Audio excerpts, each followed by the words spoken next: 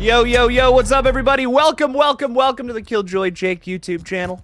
Oh boy, it's been far too long. Happy New Year. It's another scary year for horror movies. We have some very fun stuff coming up just in the next couple of weeks here. We have Lee Winnell's WOLFMAN is the thing I'm probably the most excited for.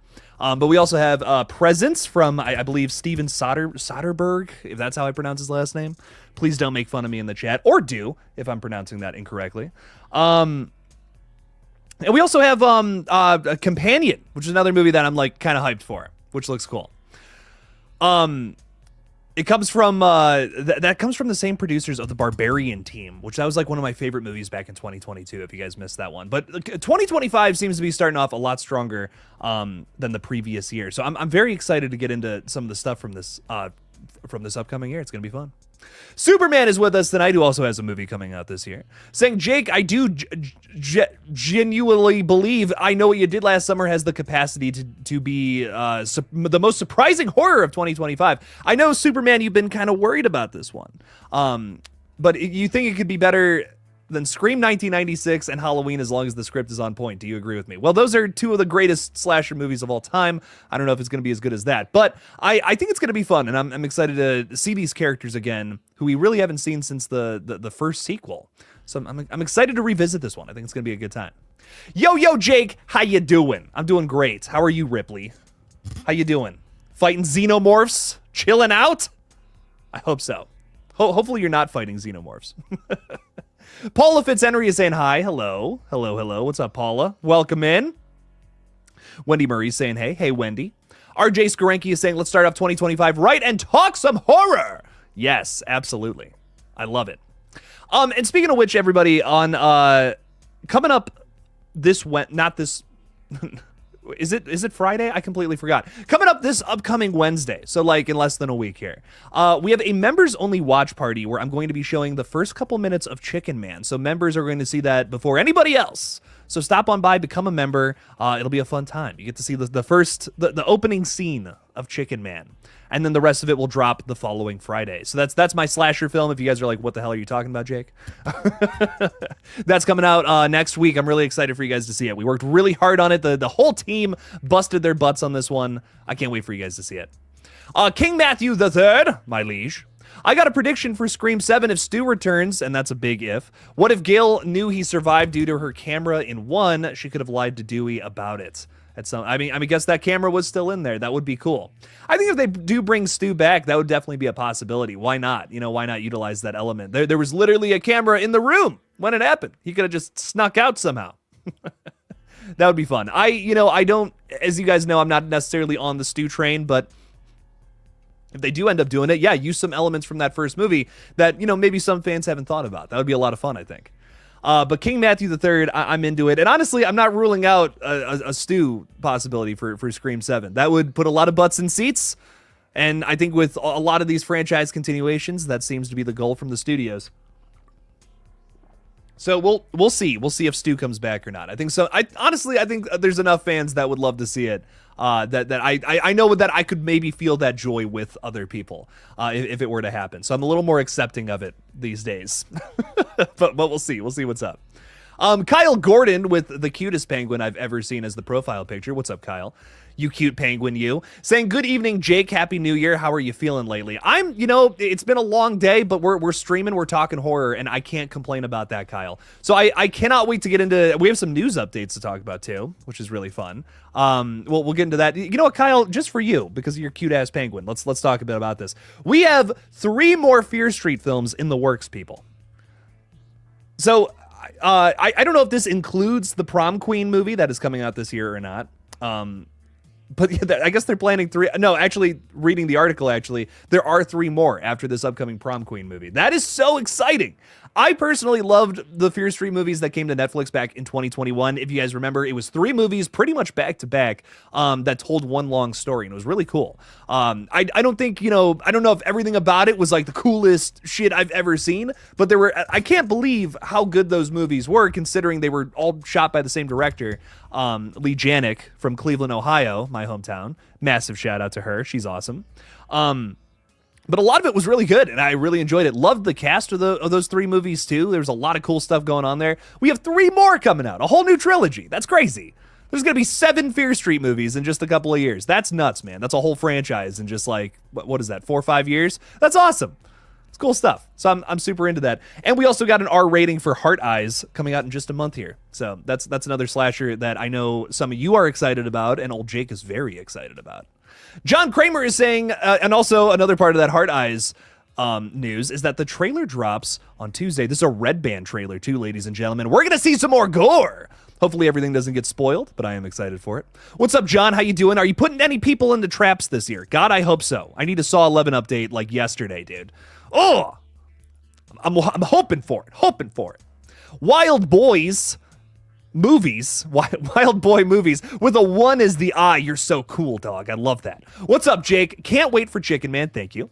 You've actually inspired me to write a script based off of some of my animated characters I've created for my YouTube shorts. That's awesome, dog. Rock on. That's why we do it. That's why we do it, baby. I'm so excited. I hope you make it into something really special, and I hope you enjoy Chicken Man. It was a lot of fun to make. My first real original too. Wendy Murray saying Happy New Year. Yes, Happy New Year to everybody. Another wonderful year of horror films. I think 2025 is going to be an even better year for horror than last year. But we'll see. I hope it is, at least. A lot of people are calling 2024 one of the best years for horror. I still think 2022 is my favorite year that I've covered on the channel. I think that 2024 had a lot of movies that I was like hyped up for. But I guess I was a little disappointed by some of the releases last year. Not all of them, just like mostly that front half of 2024, those first 6 months were just kind of rough. All of the really big, super exciting releases I feel like came in the second half of 2024. But man, I'm really excited to see what this year brings. Did you see Inheritance? Inheritance. I did not. And have a good weekend. Same to you, Kyle. I don't think I saw Inheritance. Inheritance. I don't even know what that. I don't even think I've heard of that one. That's crazy. Chase the ham, baby. Jake the Children Man. that sounds kind of gross. I don't like the way that you're framing that, dog. Art the Grinch is saying 2025 is here, baby. Is that Art the Clown killing the mean one? That's fucking dope. I love that. Nice. That was a fun movie too. Slasher Studios is saying, what is your most anticipated TCU movie? Definitely the Pooniverse. I hate to be so full of myself, but I guess I might be in that one. So I guess that's the one I'm the most excited for. No, seriously though, guys, go see Peter Pan's Neverland Nightmare. I'm going to do a video about it sometime next week. I got to see it very early, and I really love it. Honestly, it's my favorite one of the entire TCU so far. I cannot wait to see Pinocchio as well. I've heard some things about that one that have me very excited. But man, this is going to be a really good year for the TCU, I think. There's some really good stuff coming up from them that I know about, and I'm I'm really excited. Definitely see Peter Pan. It has a limited theatrical run in 2 weeks, the 13th, the 14th, and the 15th, which is a Monday through Wednesday, which is a weird time to release a movie. But definitely go see that one in theaters if you can. It is definitely, that one is more worth your time, I think, than anything they put out so far. So they just keep getting better and better, in my opinion. Jason Dyer, thanks for being a member, my friend. Saying, can we talk about Art the Clown versus the Alligator movie? Let's go. I want to see Art the Clown wrestle an alligator now. You know, everyone's talking about what's the next holiday that we should set a Terrifier film on. What about why can't we have Art the Clown in the alligator universe, Jason? These are the real questions. The real questions the fans want. No, I love that dude. I would love to see Art the Clown in Florida though. I mean, I feel like he would fit in with the Florida men. Really well. So let's see him wrestle some gators. Hello, poop lady. How are you? Or should I say, hello, poop lady? She's definitely not sitting next to me. Gory Tiger, what's up? What's up? How's it going? How's it going? How's it going? Are you excited for Scary Movie 6? Because I know I am. Hang on. What's up? What's up? Took a minute there, but there we go. Rock on. I love this. Vampire equals mustache. If you guys saw Nosferatu, I guess this is a spoiler, but he's got a big old mustache now. What's up with that? Brandon Miacham is saying, hey, Jake in chat. What's up, Brandon? How's it going? I like the leather face in your profile picture there. Watch out, he might cut you in half. Davey Deathray is saying, Happy New Year, Jake. Hope you're feeling better, man. I'm feeling much better today. Thank God. Thanks for hanging out, Davey. Appreciate you. Tanya in the D is saying, hey, Jake, what's up? Tanya from Detroit. Sorry, I thought that D stood for something else last time we talked. Eric is hanging out with us too, saying, Happy New Year, Jake. Looking good, bro. Appreciate that. I'm excited for Final Destination 6 Bloodlines, and tomorrow with my cousin, we're going to see Nosferatu. So freaking excited. Nice! Oh, enjoy. Nosferatu was a lot of fun. I mean, it's not a lot of fun. It's terrifying, in my opinion, and very, very grotesque. A lot of moaning in that one. So, I mean, if you're into that, enjoy it. Final Destination 6, I can't wait for this movie either. I think it's going to be a really interesting one to go up against The Monkey this year, which both of those kind of share a similar presence, people dying in crazy, mysterious ways from some unseen forces. So I'm excited to see which movie does it better, you know, the franchise continuation or the art house indie style film, you know, which one's going to do it better. I can't wait to see. But it's gonna be a fun year for Final Destination feeling horror. Corey Borrier is saying, hey, friends, sending the good vibes from Winnipeg. We needed them, Corey. We needed them. I'm so glad you made it out, dog. Thanks for hanging out with us. Appreciate you. Cody from the Trailer Park Boys saying, hey, I made a Jake in chat. Sorry, was watching a Wyatt Earp documentary. Been in a cowboy phase. Anyway, how's life, Jake and chat? Life is great. I hope you enjoyed that documentary, my friend. Life is great. We're streaming, we're talking horror. How could it possibly be better? That's what I say. I'm definitely on the stew train coming back. There we go. Choo-choo, baby. Let's go. Hold up. 3 new Fear Street movies. Yes! On top of what we already got. It's crazy. Yeah, whole new Fear Street trilogy. Isn't that nuts? I'm really hyped. 1666 in that new trilogy, I think, was a little rough, but those first 2 were fucking awesome, man. I loved 94 and 78 were a ton of fun. Some great kills, some great characters. I thought there was some good stuff in there, man. So I'm excited to see what else they do.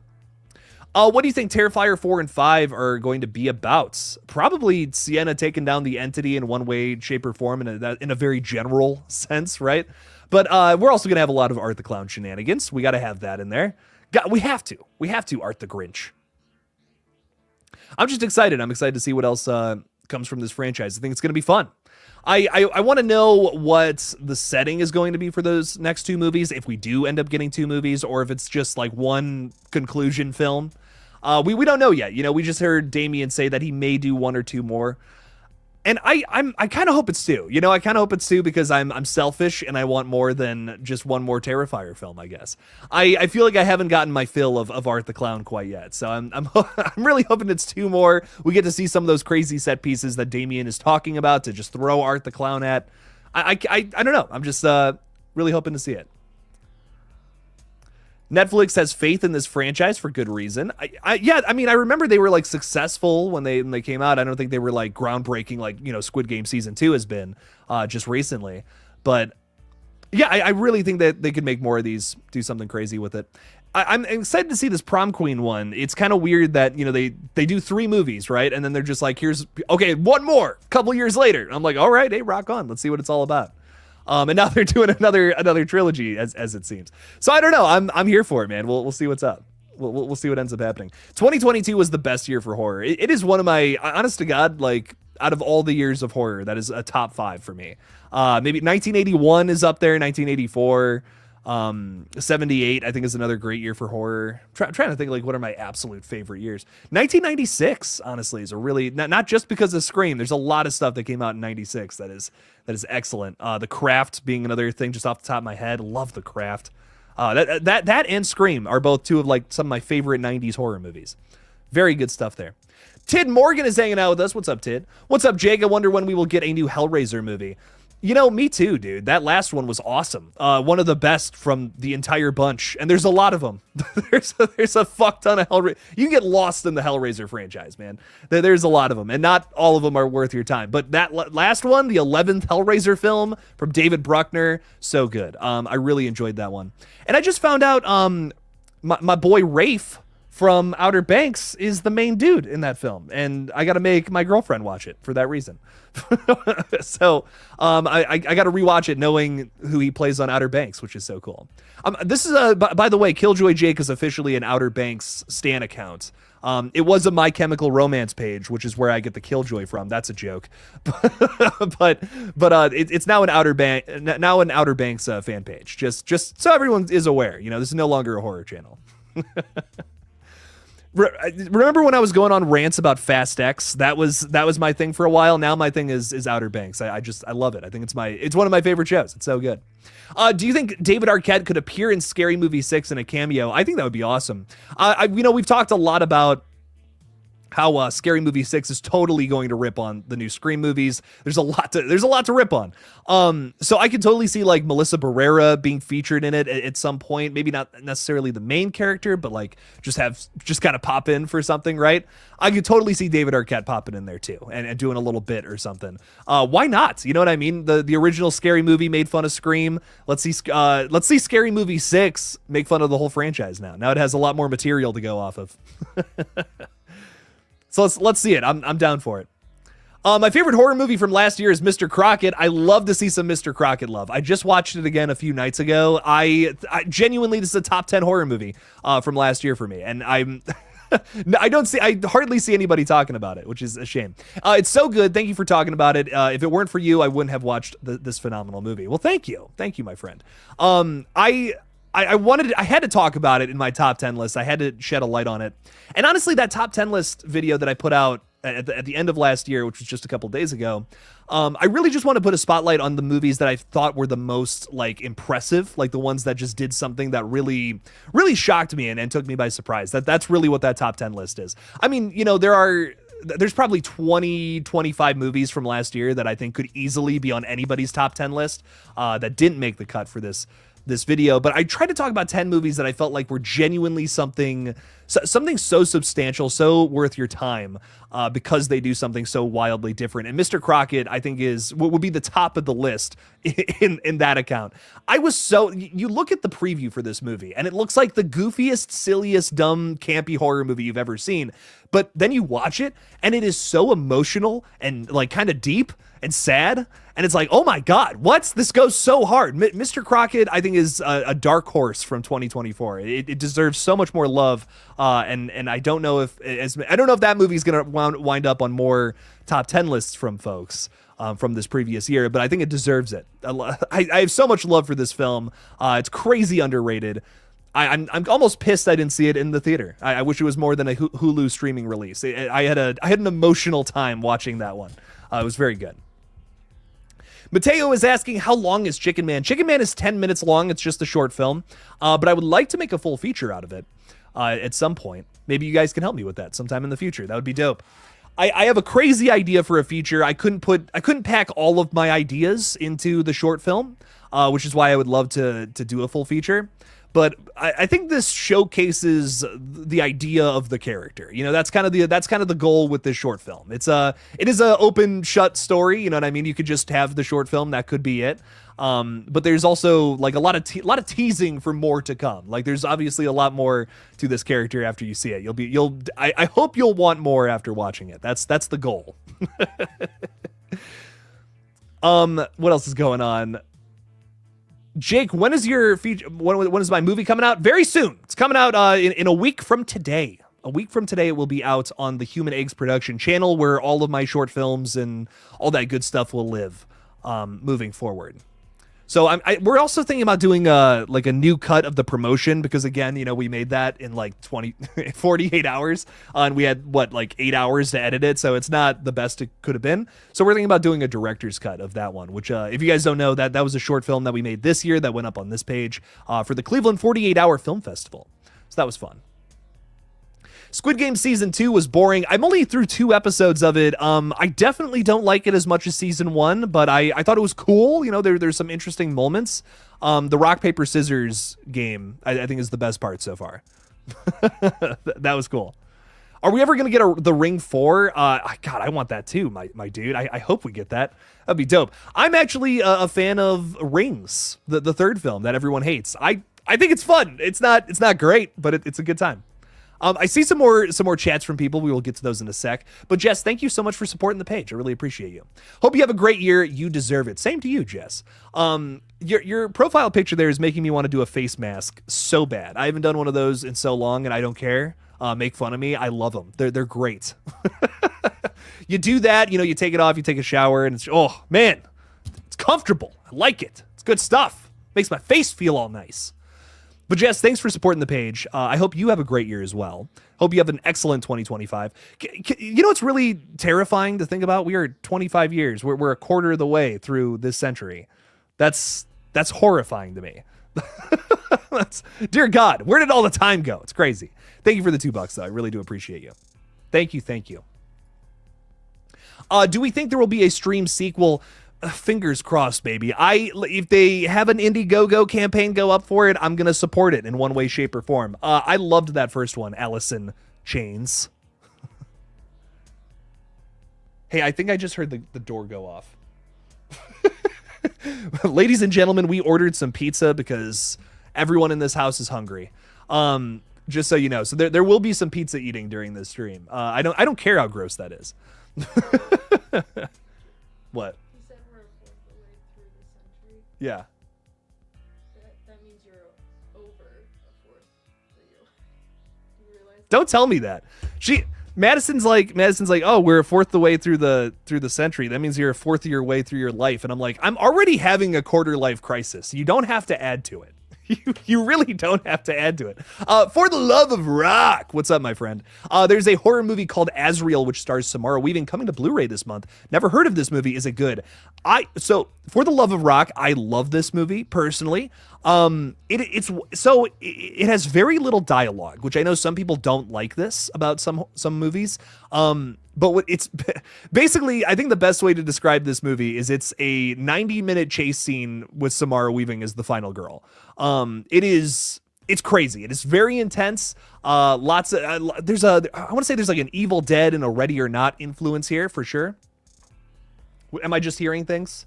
I guess I'm just hungry. I'm just excited. And there is no pizza at the door yet, ladies and gentlemen. Very sad. Very sad news. Oh! Spoilers for Outer Banks. Don't say nothing. It's not loud enough for them to hear. They might hear it. What if they get that spoiled? Anyways, back to this. Azrael, though, Azrael. Azrael. Honestly, I don't know how to pronounce it. I don't even. Do they say it in the movie? I don't remember. I only saw it once. But it's over on Shudder if you want to get a taste of it. If you're like, I don't know if I want to spend the money or not, go check it out on Shudder. If not, and Shudder's only like $6-7 a month. It's like not that bad. I'm not sponsored. I wish I was though. But honestly, great streaming service nonetheless. Damn, they don't even got to pay me now. I'm just talking so positively about it. But I really enjoyed the movie. I really enjoyed that one. That would have been in my top 20 for 2024 for sure. Excellent film. Alexis Sekulik is saying, I'm wondering, will Willy's Wonderland 2 ever happen? I don't know. I don't know if that one's going to happen or not. That was a fun movie, though. I had a blast with that one. It is still my favorite killer animatronic Muppets movie, basically. Or Chuck E. Cheese, the horror movie. It's the best one of those, I think, for sure. I really enjoyed that one. It's a ton of fun. So hopefully we get a sequel. Papa John's is the best pizza. Leonardo DiCaprio. It's hard for me to disagree. I really like some Father Jonathan's. Father Jonathan's goes hard from every now and then. No? Madison and I's favorite, though, is Romeo's. If you never had Romeo's. I don't know if that's all over the place or not, but like I know it's here in Ohio at least. Romeo's is so good. Oh, sweet sauce. That's what we're getting right now. Pizza Hut, also very good. Their buffalo chicken pizza. Villain Kill and Dylan, I have not gotten that before, but I'll have to try it out. Just made it in, Jake. What's up, Jason Carpenter? Thanks for being a member. Saw Nosferatu twice. It's awesome. What a great way to cap off 2024 with an exclamation point. Yes, Nosferatu rocked, man. I heard some people say it sucked, and I'm like, I think it's just a really well done modern version of the original tale. Like, I don't know what else you want from it. I will say it's a little surprising to see the master of the slow burn do something that is a little more in your face with this story. I really was not expecting that, but I think also if you're looking at approaching Nosferatu at a different angle, trying to avoid making the same film again, right? if he was to just do that slow burn, slow creeping dread style of horror movie that we were all expecting, I think it would have been a little too close to the 70s version of it, the Werner Herzog version of the movie, and also the original a little bit. But I'm kind of glad we didn't get that exact same movie, Jason, honestly, which might be a hot take. Trust me, I think Robert Eggers would have done it very well, but it would have kind of just been a victim of comparison. Like, well, we already got that movie back in the 70s, so why are they doing it again? Now this is a very much more fresher take on it. That is a super feminist, super focuses on the sexual side to Nosferatu a lot more, which I don't know. I was not expecting that, and I'm glad that it came out the way it did. There was the women won 2024. Some of the best horror movies were all very very female oriented, which is awesome. Like I think The Substance is still my number one from last year. And there were so many good horror movies. It's hard to just be like, to be so certain that one was the best.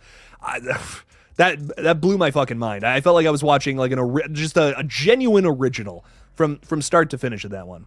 We may not get another film like that again in a very long time. That was awesome. So good. 50 Shades of Mayan. Jesus Christ. Can I just like have your arms? Can you like just cut those things off and attach them on my body? That would be awesome. Two things I'm waiting for: Stu and GTA 6. Well, who knows? We might get Stu in the new year. You never know. You never know. One more year though. We do got to wait to truly find out. But again, not ruling it out, man. That would make money. That would be an event film for sure. Tell you what. I know this isn't horror related, but I think they need to make an Ace Ventura 3 with oh my God, that's so funny. We just watched Ace Ventura 2. Like we literally just watched it. To me, there's just something about Jim Carrey's performance in that movie that just, it tickles my funny bone in ways that no other of his movies do. There's just something about it. Which one? You want to hear the crazy double feature we did? We did Ace Ventura 2, and before that was Norbit on Christmas. So it's now our Christmas tradition to watch Norbit every single Christmas. Which that's another movie where I'm like, I can't believe I've never seen this before. This is wild. My buddy Darjan recommended that one to me. Shout out to Darjan. He's awesome. He's the guy doing all the silly skits with me over on the retro page. He's awesome. But that movie had me crying. That was so good. I love horror films, but comedy just truly has my heart. Reign of Horror is saying, hey everyone, hope all is well. Same to you, Reign of Horror. Welcome in. I love the bloody handprint. I say it every time, but God, it makes me think of System of a Down. Jacob Wells, love your name, dog. What's up? Can't wait for Scream 7 to start filming next week on the 7th. Isn't that crazy? We're here, baby. Another Scream film is in production. And it ends on the 12th, possibly. Also, Jake, Happy New Year of 2025. Same to you. Big fan of yours. And excited for more Pooniverse stuff. I'm very excited for more Pooniverse, baby. Let's go. I want to see Winnie the Pooh killing more people this year. That's what I want to see. But I'm very excited for Neverland Nightmare. Definitely see this one in the theaters. This one is going to rock. Like I said, I got to see this one early, and it is so not what you were expecting. I think it's what I really like about it is that it's easily the darkest of the 3 TCU films that are in existence right now. I think it will stay the darkest as well. I think Pinocchio is going to be messed up. It's going to be a lot of body horror from what I'm hearing, but I really do think that this is going to be the one that people are like, wow, that was fucked up. Holy crap. You almost forget that it's like a Peter Pan story. Like you're almost like, I can't even, like that was supposed to be an adaptation of Peter Pan. Okay. All right. It's kind of just its own really messed up movie with just the characters. Some of the characters are Peter Pan. Some of the characters are Tinkerbell. I love it. I love pepperoni and pineapple together on pizza. Brandon, I am a pineapple on pizza guy all the way. It works so well for me. Love it. I'm glad you are too. But it's a very controversial subject, though. Some people don't want to hear it. I love it. I think it's so good. Great mixture. What could Scream 7 do other than bring Stu back that would satisfy people? Actually have a good mystery this time around. which is so mean to say, but I guess what frustrates me about Scream maybe the most. My biggest thing is I see these movies every single year that have these great twists, and then you compare it to the new Scream movies, and you're like, that just How are the Scream movies lacking on twists, and these originals are just killing it out here? I think Strange Darling from last year, which made it to my top 10 list, it was so good, had like just some excellent twists and turns, and that's what I want to see the Scream franchise do, is something like that, something where it's like, oh my god, like what? I don't know. We're approaching these movies like how, you know, big blockbuster continuations do for like other huge franchises, and I get that because they make money. But like, dude, let's do something that the fans are genuinely going to love. Like, I can't stress enough how good Strange Darling was. That's another one that deserved a little more praise than it got. I really think Scream should do something like that. And if you guys have seen the film, you know what I'm talking about. It's very experimental. I want to see that. I want to see something like that in this new in this new Scream film. Let's get weird with it.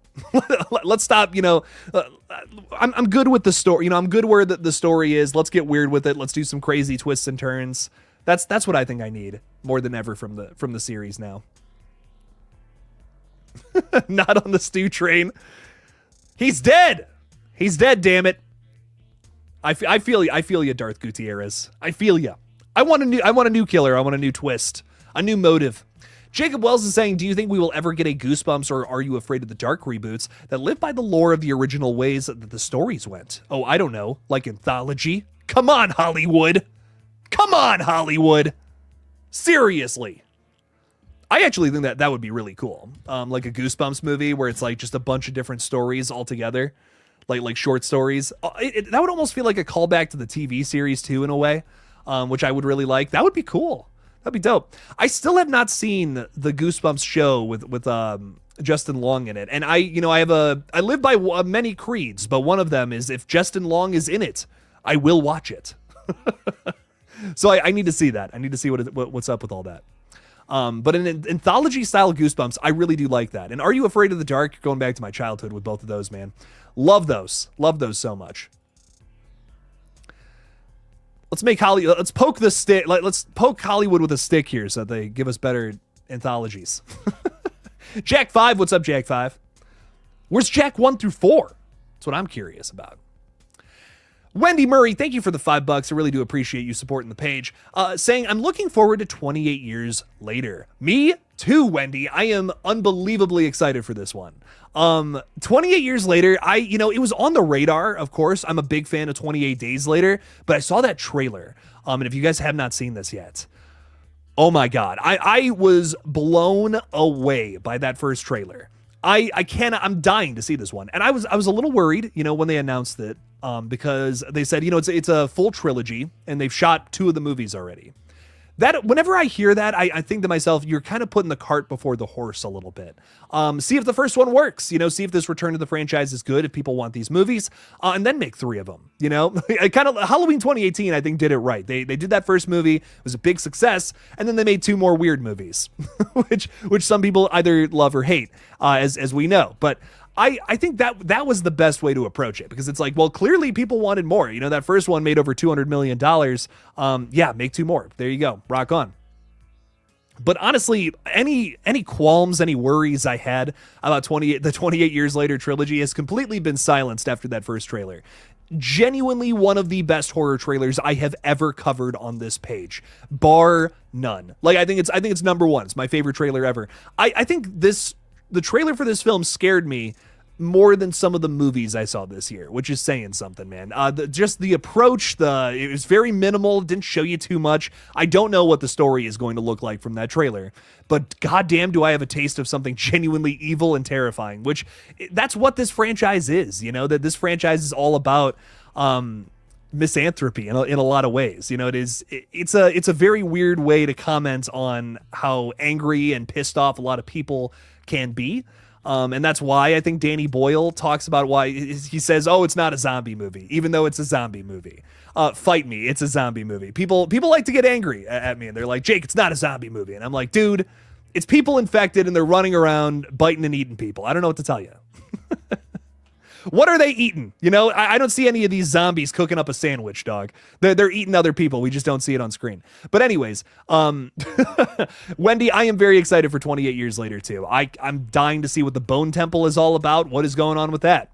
What are people doing at the Bone Temple? I'm getting scared. Wendy, thanks for the 5 though. Appreciate you a bunch. So much love, and thank you for supporting the page. Really, you're keeping the lights on during this crazy time of year. Frank G is with us. What's up, Frank? How's it going? Is there a chance Scream 7 brings back Neil Prescott to get killed off? Having both of Sydney's parents killed by Ghostface would be crazy. Be a pretty crazy idea. Yeah, I guess we never learned more about Neil after Scream 3. He was briefly in that film. And then we just never heard about the guy again. He was an integral part to the first film too, which is kind of interesting. So I think that would be a really cool way to, reintroduce Sydney into the game, is old Grandpa Prescott getting killed, right? Sure, yeah, I'm into it. I'd be down for that. That would be a good way. I think that would be a good way to say that this Ghostface is going after Sydney, because that's going to be something they're going to need to establish right at the beginning of Scream 7, is why is Sydney going to panic about this? And it needs to be more than just there's a new Ghostface, right? Because in Scream 6, I mean, we had a Ghostface and who wasn't going after Sydney. And we know that she was someplace safe, whatever that means. But I think to establish this story being about Sydney, we need to have a Ghostface going after someone who's close to her at the very beginning. Someone needs to die in order to just get that out of the way. If that's what works, of course. But I could totally see something like that happening. Is that actor still alive? That's a big question. I don't know. Someone fact check that for me. Dragon Ball Radiant is saying still not sure how long she could possibly throw. Still not sure how long she could possibly throw Gail's boyfriend through the window like that. I mean, Stu literally talked about this in the first movie. It can't be a coincidence. I believe, isn't it her that says that Stu is her favorite, or is it the mom? I can't remember which one. Who says that Stu is their favorite? One of the killers in Scream 6 does. That's what I figured that was, like a little reference to old Stewie boy. little Stewie. You think that's what his parents called him? Come here, Stewie. Don't kill your friends now. I love that little sign in Scream in the background that says like "Happy birthday, buddy" or whatever from Stu's parents. That cracks me up every time I see it, because it's like they have no idea he's killing people. That's fine. Oh God.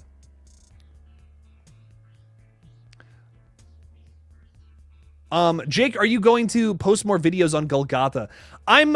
Skull and Bones Productions, I've decided that I'm going to focus on this page mainly here in 2025. I want to build this page up, man. I started this page with the goal of getting 100,000 subscribers. I think I need to stay focused, but one day I would like to return to these other side channels, hopefully with editors this time, because I've learned from 2024 was a year of learning. Is what it was. I've learned from 2024 that I can't do all of this by myself.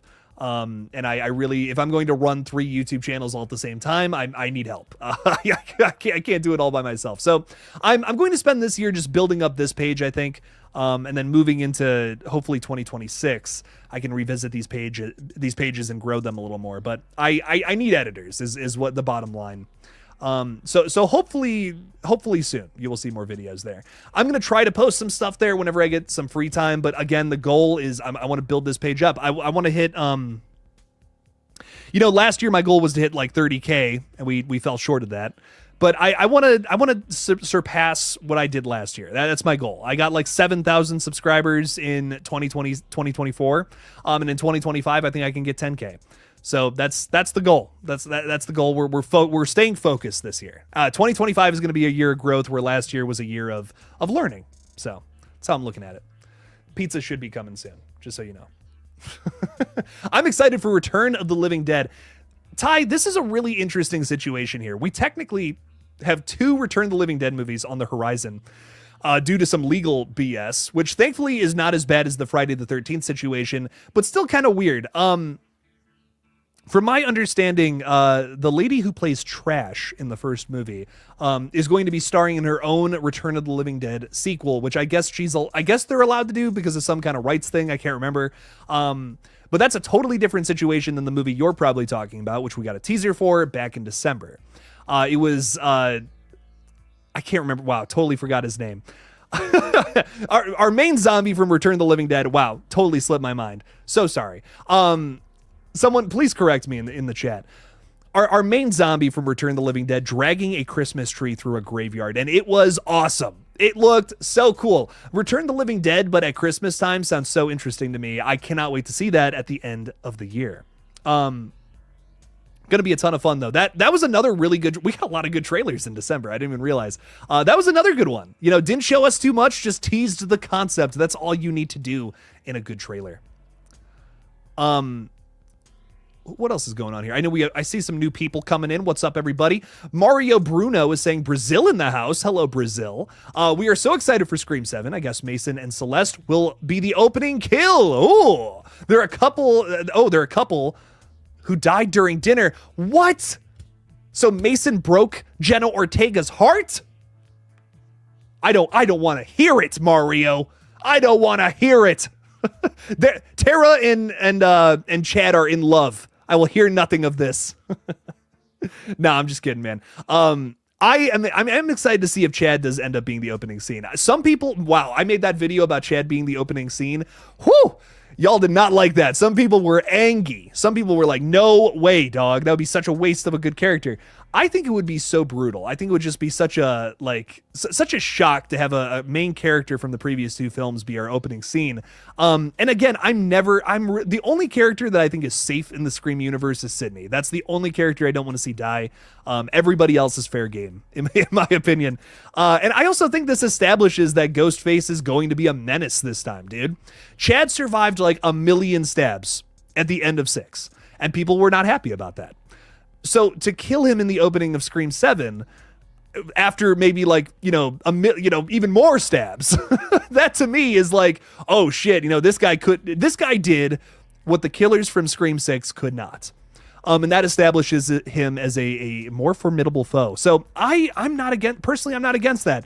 That's the tone that I want to see from Scream 7. And if that's the way they want to do it, that's the way they want to approach it, I'm here for it. But we'll see. We'll see what ends up happening. There is still a little bit of hope in my heart that Mason Gooding is here to set up this spin-off film with Kirby. That I think would be fucking dope. Because I think he could definitely be involved with that, based off of a little conversation that Jenna Ortega's Tara and Kirby have in Scream 6. There's a little conversation where Tara kind of sees eye to eye with Kirby a little bit. She's kind of like, oh, I like that. I like the idea that you became an FBI agent to, take down the monsters in the world, make the monsters afraid of you. So I could see her following in Kirby's footsteps for this, whatever the spinoff movie is. And then, we have characters from Scream 6 in the spinoff where the main timeline stuff is maybe back to Sydney. I don't know. I think that I could see them planning that out right now. Rumor has it that Scream 8 is also in the works, alongside a spinoff after Scream 7. So me personally, I'm not against all this stuff as long as all of it's good. That's my big thing. If you make a bunch of crap, I don't want to see that. but if you make some good stuff, I'm open to it. Ooh, I was approximately an hour south of Cleveland yesterday in Amish country, and I have seen an Amish man driving a golf cart down the road. I know Daniel, this is so creepy, but I know exactly where you were because I've seen the same thing. I won't dox you here on the internet, but I know exactly where that's at. That's very funny. You will, what's funny about Amish country here in Ohio is you'll see folks like on the road with like horses and carriages. I don't know if this is how it is, everywhere. I'm sure Amish country exists in other places, but it's always a little shocking. I mean, I was like driving behind a horse-strung carriage one time, and they're just shitting on the street and everything. They're just the horses and everything in the flesh. It's awesome. I love it. But a lot of good stuff in Amish country though. A lot of good foods and general store wares. Yes, great stuff. But Ohio's crazy. I love it. I'm learning to love this state as I hear some crazier stuff about other states. Frank G is talking about Neil Prescott saying he was only 35 in Scream 1, believe it or not. That's awesome. I thought he was older, so that's dope. Is that the pie? Oh, I got excited. Dang it. We'll see if Neil Prescott comes back for Scream 7, though. I'm hoping. And he is alive. Thank you, Ted. I appreciate it. Thanks for the fact check there. I'd love to see him come back. That'd be dope. Honestly, bro, you should full send and put all your content on this page alone. Leonardo, that's honestly what I'm thinking about doing. I'm staying focused this year.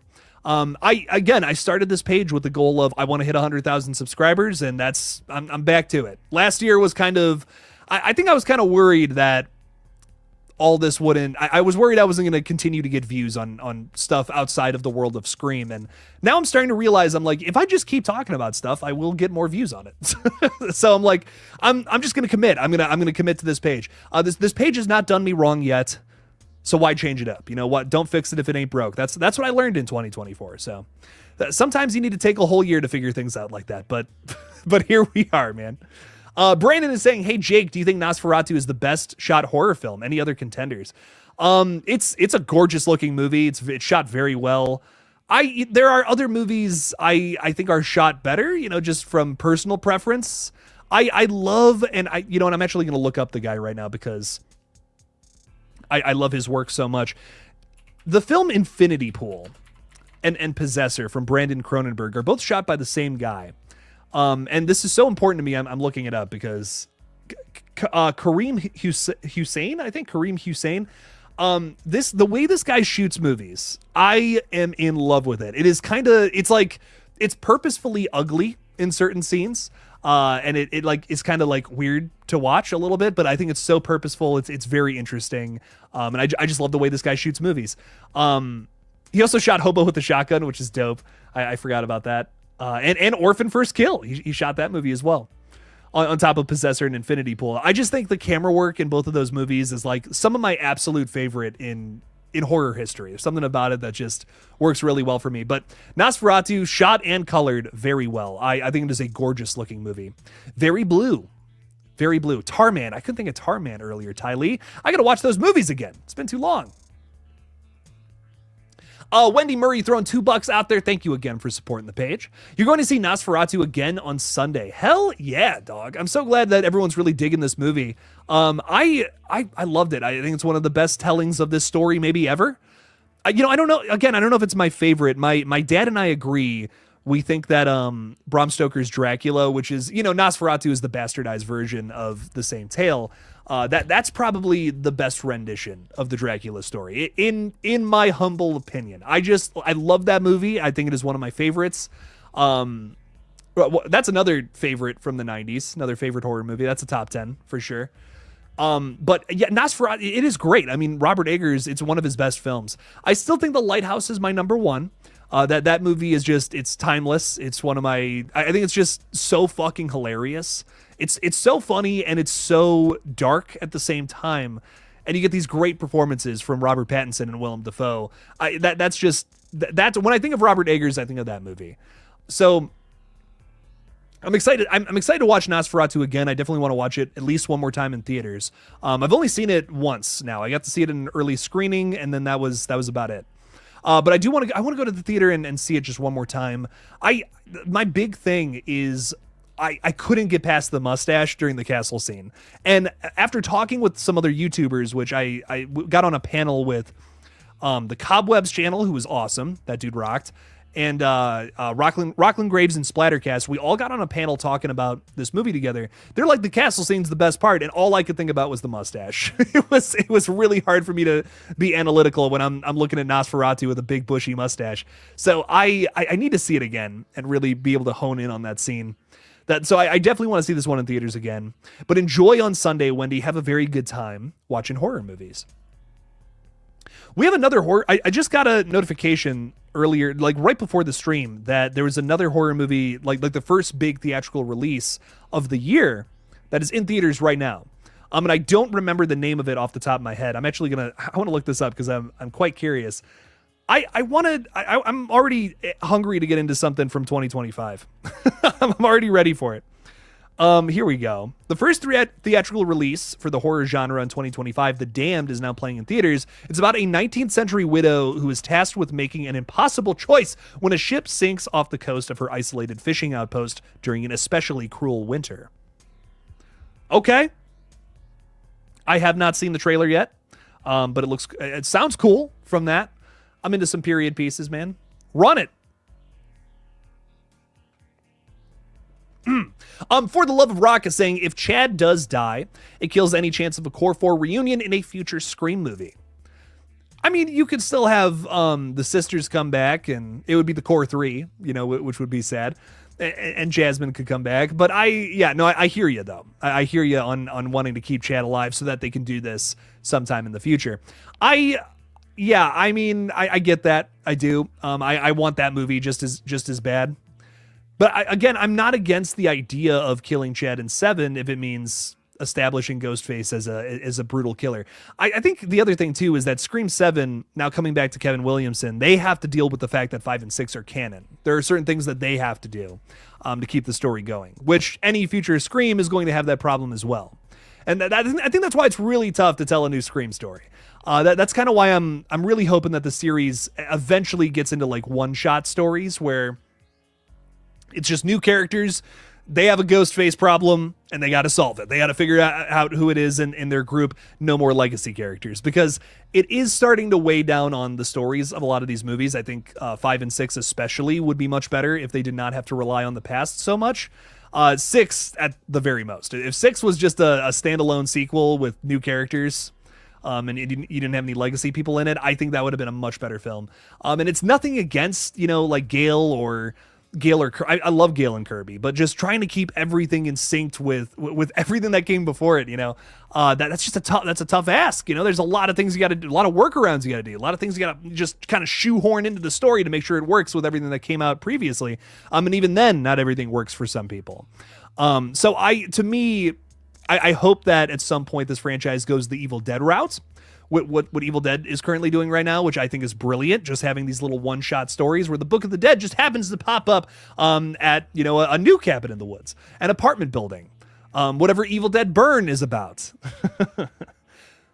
That I think that makes the most sense. The pizza is actually here. A little update on that. I just heard the doorbell ring, so I'm excited. You guys might see me eating some pizza. I am hungry, dog. But anyways, I watched The Night House again recently, and I think it's underrated. The Night House was, you want to talk about a movie that's shot very well.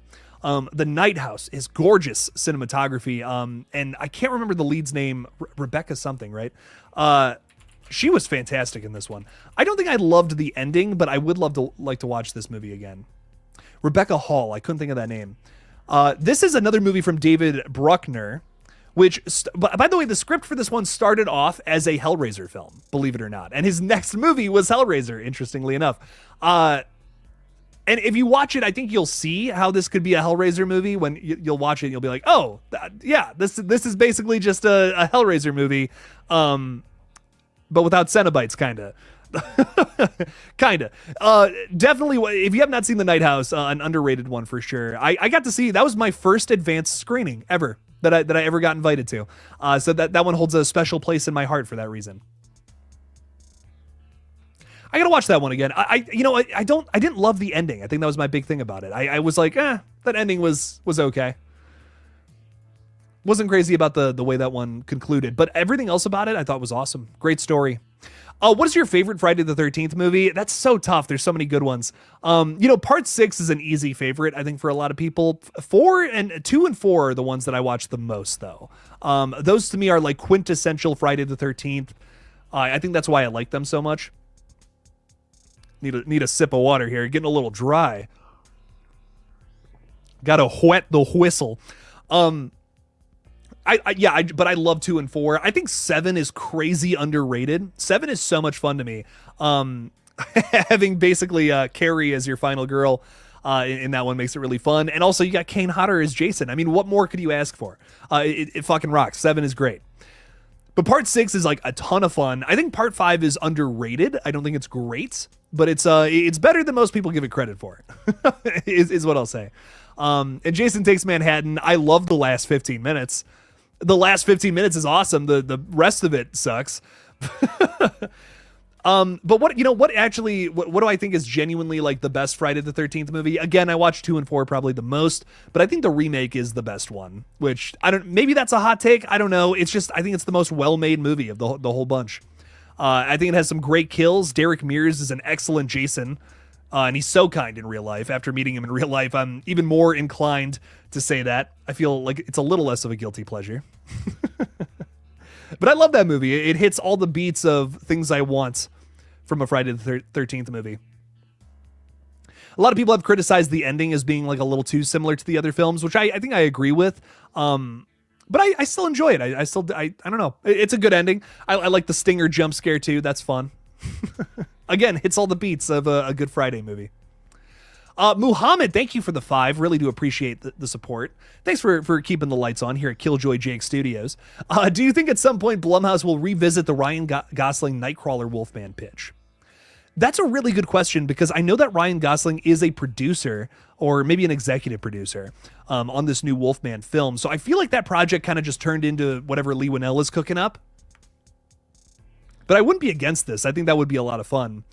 I am excited for this movie. I know a lot of people aren't crazy about the design of the Wolfman this time around, which I get it. I get the concerns, but this is it's a new take, and I'm giving Lee Winnell the benefit of the doubt, because I know how well The Invisible Man turned out.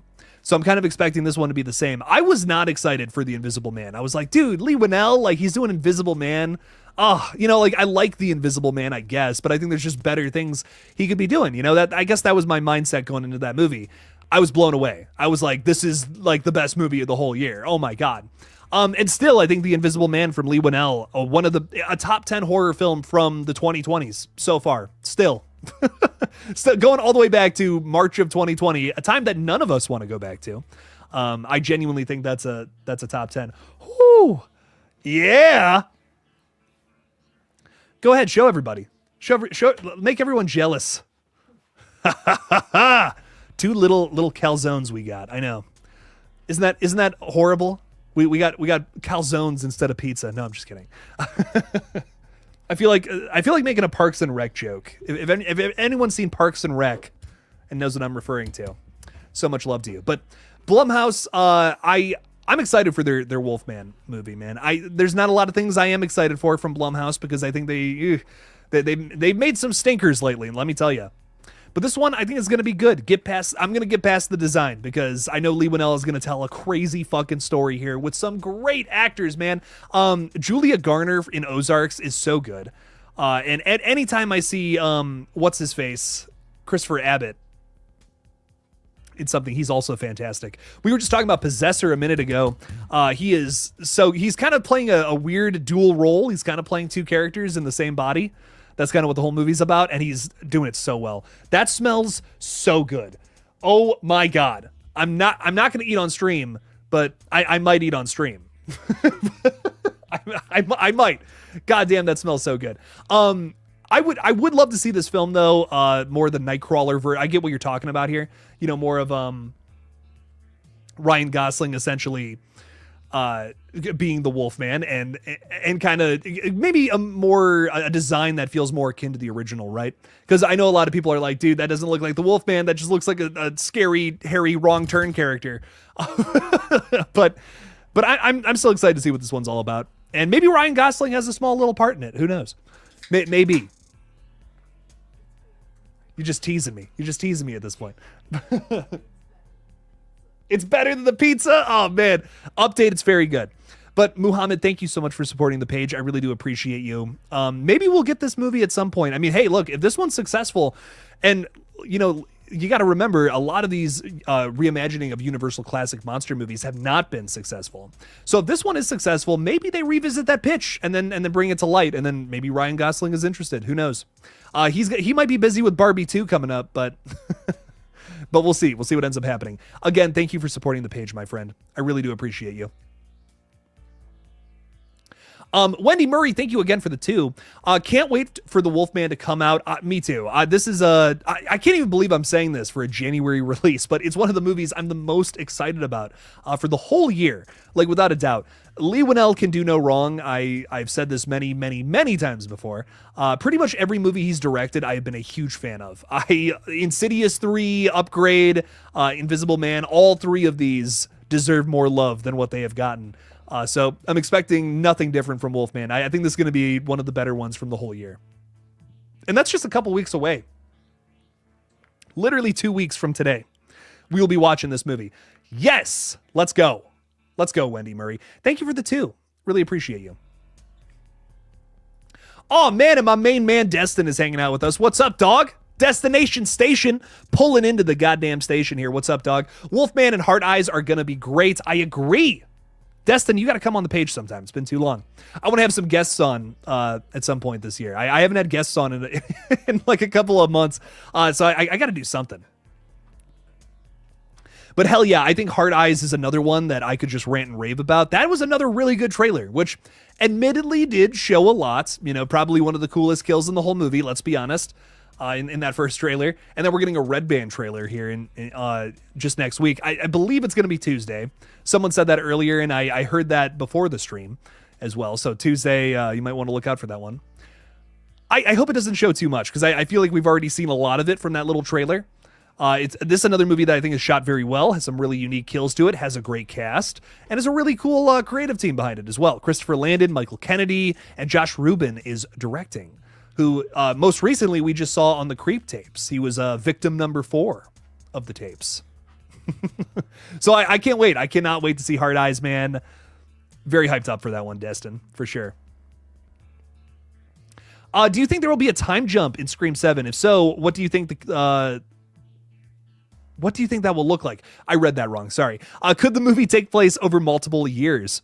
I'm not against a time jump. I know a lot of people are talking about that because they, you know, we saw a baby in a stroller in the previous movie, and now I think a lot of people think it's going to be that same baby played by Isabel May, and people are like, well, Isabel May ain't no baby. What's going on here? I really think they could just write in the fact that she has another kid, and I think that's already canon to my knowledge. So I don't mind Isabel May being the oldest daughter in the new line of Prescott kids, if that's the route they want to go. So I personally don't think we need a time jump. If they do end up doing though, let's play around with this a bit, Riley Rage. If they do a time jump, I imagine it'll be like years after Scream 6, since the previous Ghostface killing. You know, all is calm and peaceful, and then suddenly Ghostface strikes again. What's going on?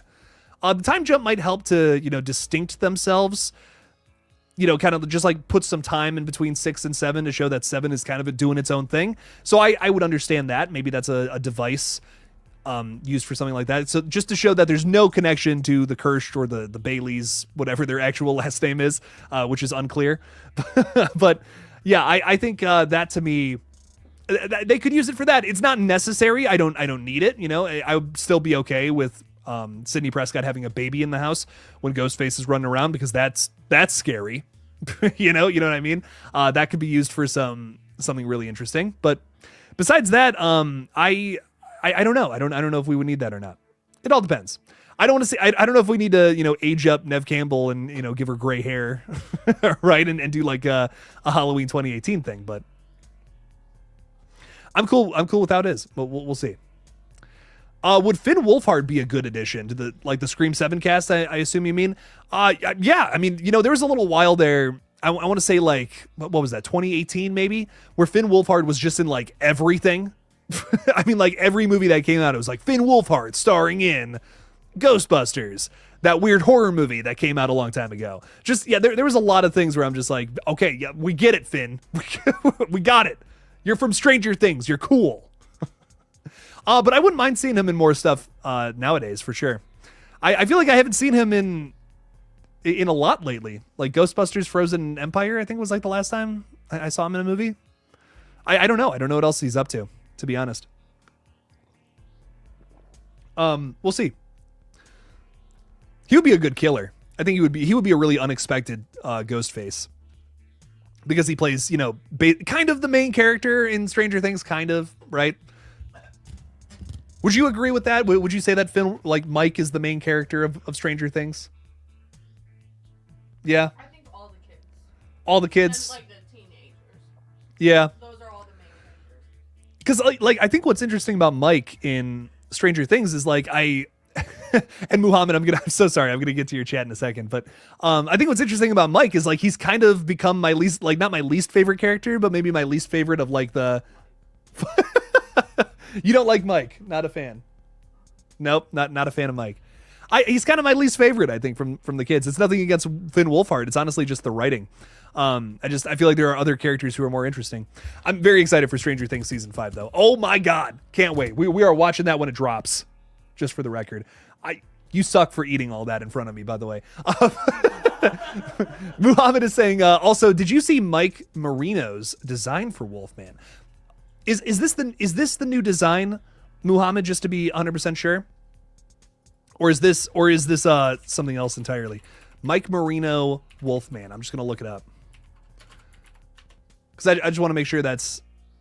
this is an unfinished design. Ooh, I see what you're talking about here. Oh, did this guy did the Penguin? He did a different man. Oh, and he did a different man. Cool. Okay. With Sebastian Stan. Nice. Very nice. Oh, how do I not know about this guy? So this was, okay, so I'm looking at a design now that he had done for the idea, for the Ryan Gosling Wolfman. It looks a little more like the original Wolfman, maybe like the 2010 Wolfman. It's got like a very, very similar vibes to that. Not exactly the same. Can I put this up on screen? It's an Instagram post, which is making this tough. I guess I can share it with you guys. I have like a million tabs open right now. What am I? That just slows down the stream. Why would I do that? Here, let me share my screen with you guys. That'll be easier. So here we go. So this is what Mike Marino's design looked like, just right in the corner here. And again, doesn't that give you like 2010 Wolfman vibes? Like the what's his face? The fucking actor in that movie. I can't think of it. But point being, this is giving me some 2010 Wolfman vibes. I like it though. I like it a lot. Again, a lot more of a classic design, and I think what I think this new movie is going for is just a new take on the tale, right? I think Lee even described it as a similar story to The Fly, like in the sense that our character is changing the entire time into like a monster. And that has, Muhammad, that has me very excited because The Fly is my favorite horror movie. But I'm sure if you wanted a more, traditional Wolfman feeling movie, this original take would have been much better. But it seems like we're going in a wild new direction here. But the design is sick. And Mike Marinos is a person to put on my watch list because I didn't realize, I think he did the Penguin stuff too. That was on that same page there. Which the makeup on that show is phenomenal. But Muhammad, thank you again for supporting the page. Love the design. I'm very excited for this take on the Wolfman. Who knows? Maybe we get another one with Ryan Gosling soon, though. I mean, if it makes money, dude, I think I wouldn't be surprised if the studio was like, well, the Wolfman's making money. Vampires aren't making money, but the Wolfman is. So let's do that. Benicio del Toro. Thank you, Brandon. Wendy Murray's throwing $2 out there, too, saying, how big of a time jump if they do it? Well, if they want to have the baby from Scream 5 be aged up to Isabel May's, like, let's say she plays like a 17, 18-year-old. So what, that would probably be like 15 to 13 years, I'm guessing, somewhere in between there. And if, the movies take place in the year that they're released, so like 2023 was the last one. And 2022 was when we saw the baby in the stroller. That would be, what is that, 2037? We have flying cars in Scream movies. Oh my God. I don't know. I don't know if we need that or not. I think the other thing that sucks about a time jump in a Scream movie, or it doesn't suck, it just would be tough to work around, is, Scream, one of the big components of why it's one of the most successful slasher franchises ever, is because it comments on the times. To do too big of a time jump could, hinder that, could go against that. What if you make a movie that takes place in the 2030s and then, there's all this commentary on stuff and then it just doesn't add up with stuff that actually happens in the 2030s. I mean, no one can perfectly predict the future. We can make guesses, and maybe that's what the movie could be about. That could be a new way to approach it. I'd be into that. But if they're going to try to do commentary on like modern stuff, stuff that's happening right now, I don't know if that would work. But I think you could do it in the lens of what we think horror is going to look like in 15 years. You could do that with a time jump, apply that kind of commentary to, the events of the actual film. That could be fun. That's a new way to do horror and meta commentary. Why not? But again, I think it all comes down to execution at that point, and will this movie have the best execution? Well, there's already been 1,000 rewrites. I feel like it is going to be a little messy. I'm mentally preparing for that, but I think it is still going to be a fun time. I'm the Scream movies are always fun at the very least. I mean, Scream 3 is personally my least favorite, but it's still very fun. Like, it is a fun movie that I can put on anytime. And that to me is, okay, I'll take that. Scream 7, I know it will be fun. The thing I guess I'm worried about is, like, will the actual plot and the mystery work and spin out correctly? But Wendy, if they do a time jump, I kind of I'm leaning against it. But again, if the execution is there, rock on. Let's see it. But thanks for the 2. Appreciate that. Thank you all for your support tonight, by the way. Really do appreciate all of you. Thoughts on the Leprechaun series? These movies are so fun and dumb. We did a we did a marathon of these like back when I was first starting the channel. I went through all these movies, and it was a chore. it was a chore at a certain point. I think a lot of these are really fun. I think the fourth one in space is it's like so bad it's good kind of feeling. There are moments in some of the other films though where I'm just like, man, when is this gonna be over? Like this is just taking way too long.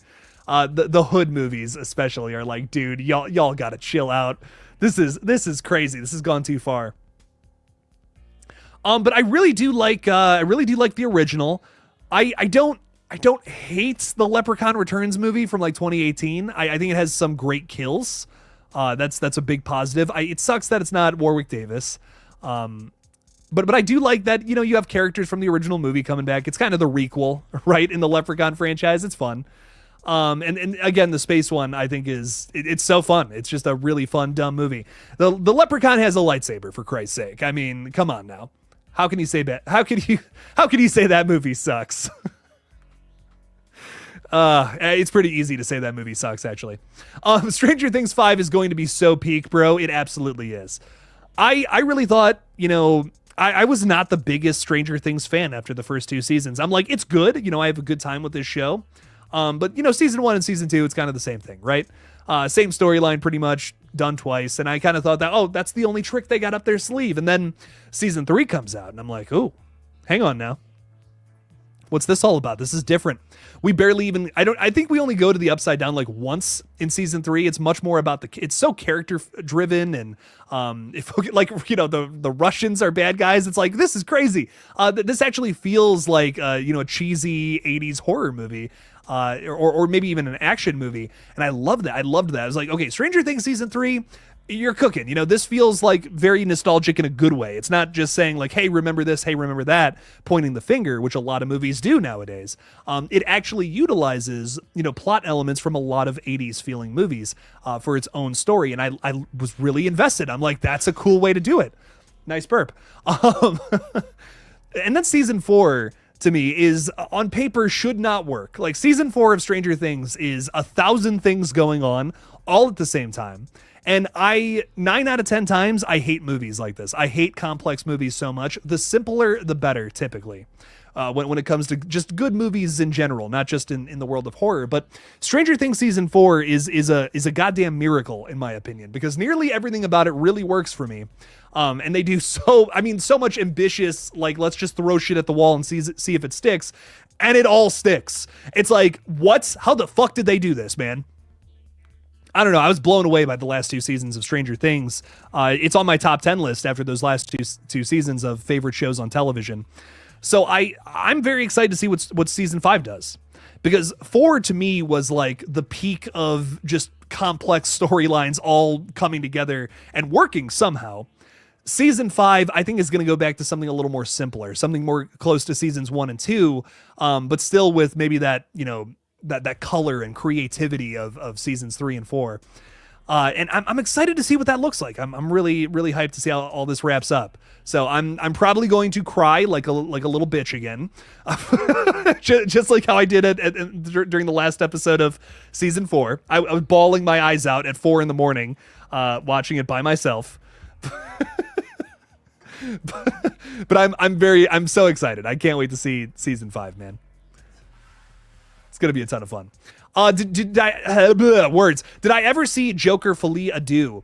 I'm gonna be honest. This is a movie that I've gotten it spoiled for me, and it's a spoiler that made me completely turn away from the film entirely. Like I honestly have no interest in seeing it, knowing what they do in this film with the story. To me, it goes against everything I liked about the first Joker. I don't know if I want to watch it. I'll be honest. The only thing I would want to watch this movie for is Lady Gaga's performance, because I think she's awesome. That's about it. Man. And I guess, I guess it's been out since October. I guess I can talk about it more freely, but the fact that he's not the Joker, what do you mean he's not the Joker? Fuck that. I don't know. That completely turns me off from the movie. Makes me, I smell a hint of shit with that one. And I don't want to change that diaper, baby. Blaze is saying, what arc Isabel May's character would you want to see? I think ideally we all want something new. That's the idealistic answer, right? We all want something new. But will that be the case? I don't know, Blaze. I think it's going to be Melissa Barrera's character 2.0, Jill Roberts' character, if she wasn't the killer, basically, again. Passing the torch. We're passing the torch from Sidney Prescott to the daughter character.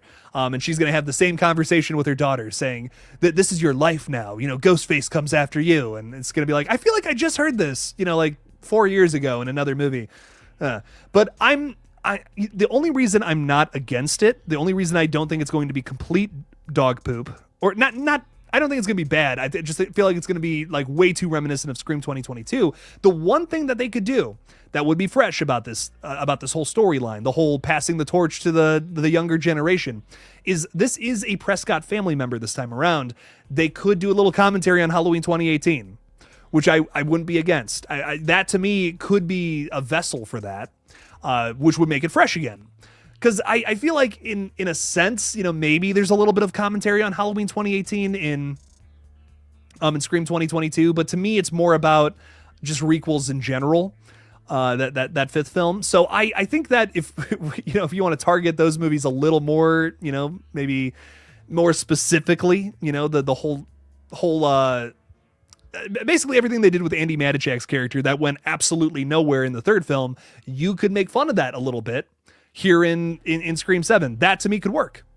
Because I think that's the thing that makes me the most mad about Halloween Ends. Corey is one thing, you know what I mean? I'll make my jokes about Corey Cunningham isn't Michael Myers, yada, yada, yada, whatever.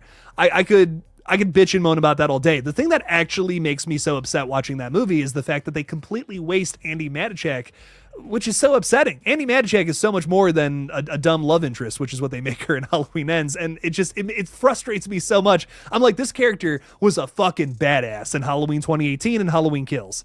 And now she is just, you wrote her as a dumb character who falls in love with someone who is clearly sinister. It's like, man, I'm sorry, Allison is way smarter than that. That sucks. That's not good writing, dog. I'm sorry. I love Danny McBride. I actually really do love David Gordon Green, even though I criticize his films a lot. But man, that script was rough. So to make fun of that a little bit in some way, shape, or form here in Scream 7, I'm down for. Run it. I do love Rowan Campbell though, even though I don't like I don't like Corey Cunningham. I think Rowan Campbell is a great actor, and watching the behind the scenes for Halloween Ends shows that they had a lot of fun making that movie. And I think he knew how ridiculous the script was. There's one scene in particular where he's just cracking up over the fact that he has to talk about chocolate milk and how much he loves chocolate milk. And that to me just tells me everything I needed to know about the production of that movie. But I'm really excited to see Rowan in The Monkey coming out here in just less than 2 months, which is hyped. I think he's a great actor. I hear he's a super nice guy. And I really want to win for him. So I really hope The Monkey is good. Because my dude deserves it. Cried my ass off when season 4 volume 2 came out. Me too. Skull and Bones Productions. I was a mess. I mean, tears coming down my face. I'm like, no. Oh, Max, why? Why did this have to happen? It's been out for like 4 years. I can spoil that, right? It's been a while. It's a lot though. It's a lot to get through. That is a long season of television, let me tell you. But it is worth it. And I got to throw this up on screen. Got to respect all my opinions out there. Jason, you are our Halloween Ends fan here, our resident Halloween Ends fan. So I appreciate you, sir, for for fighting for the Halloween Ends fans tonight. Great stuff. That was a mistake in Scream 5. Not that I didn't like Sam, but for Dewey to save a Loomis doesn't make sense. He kills her dad, then saves her. She should have been the one to kill Dewey. You know, I think what that shows about Dewey is that he was so caring and loving about everyone in his life that he would go so far as to sacrifice himself for someone he literally just met, you know? That to me says so much more about Dewey's character than Sam personally. So I kind of love that. I kind of love that even though he's down in the dumps, he still does that for Sam. I think that's kind of wonderful. I do miss Dewey a bunch, and I'm sad that he's not coming back for Scream 7. But you never know. This is I wouldn't put it past this franchise to resurrect dead characters, as we've been talking about for many years now.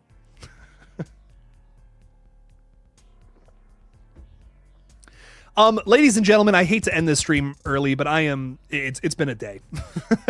It's been a day. Jake needs some sleep. But again, Chicken Man comes out in a week from today. And I'm begging you guys to go check it out. I promise you it's worth your time. We worked very hard on this one. It was a grueling post-production, but goddamn, we got it done, and it's pretty dope. I'm really excited for you guys to see it. So a week from today, check that out over on the Human Eggs production channel where my short films will live. Again, we'll be live again next Monday and Friday. Friday, we'll be talking about Chicken Man, which is going to be cool with some of the cast and crew. And then on Wednesday, we're doing a members only stream. So become a member today so that you can see the first minute of Chicken Man early.